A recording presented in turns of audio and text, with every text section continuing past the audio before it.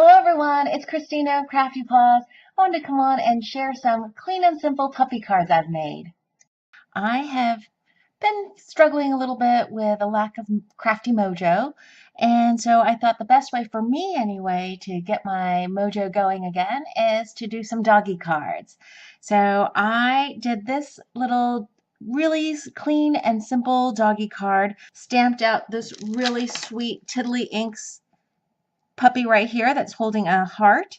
And this is from the I Wuff You Tiddly Ink stamp set. I think it's a retired set. It's one of my favorites. I colored up this little puppy just using my Copic markers, and I wanted to keep this kind of monotone. So I did this as a masculine Valentine card for my hubby. And I decided I was going to use this sentiment that was in the stamp set, I heart you, drawn out with bones and a little heart. But I wanted it to be connected to the pup, so I actually just used a Copic multiliner pen. This is a .03. I think I also used a .05, but I wanted the really fine detail lines here underneath the thought bubbles because this image actually has some of that simple little hash marking. I don't know if you can make it out there. So I wanted the thought bubbles to coordinate.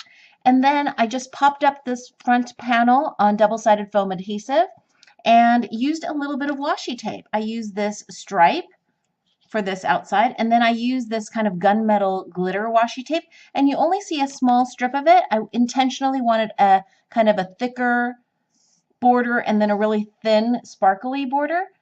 And I added a little bit of glossy accents to give some shine to the sentiment, to the nose, and to the eyes. And that's really it. It's a really clean and simple puppy card. I also made this uplifting puppy card for a friend who's going through some really tough times, job transition, she broke her arm, her hubby's dealing with some major illnesses. And so I colored up this little puppy a while back during the last 30-day coloring challenge hosted by Kathy Rakusin.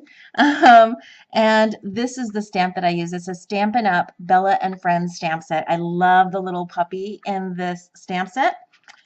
I colored it, and then I just used some fussy cutting scissors to cut around the little paw and the little balloon, and I just wanted to make this into a panel. And then for the back panel, I used a We Are Memory Keepers Next Level dotted embossing folder. They have the dots and they also have the hearts, and I use the hearts for this background. The sentiment is, I thought, perfect for the occasion. It just says, I'll be your up when you're feeling down. It's from this stamp set. I had a little scrap of red metallic foil paper, so I matted that. And that's really it for the card. Again, really clean and simple. This last card I made for a crafty friend who I think has a dog that looks a lot like this, or at least I hope she'll think so when she receives this card. I took a lot of time to Copic color this puppy, and then I die cut it using some circle dies, and then made a back panel with some puppy paw print dies. I used this adorable little puppy from the Avery L. Furry Friends stamp set.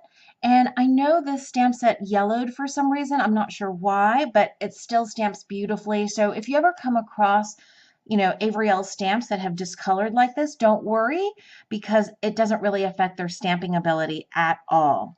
I use that little puppy, and then for the background, I use the small paw and the small heart from the Paper Smooches Paw Prints die set. This is a really inexpensive set from Paper Smooches. I think it's like $3 or something, and it comes with all three of these dies.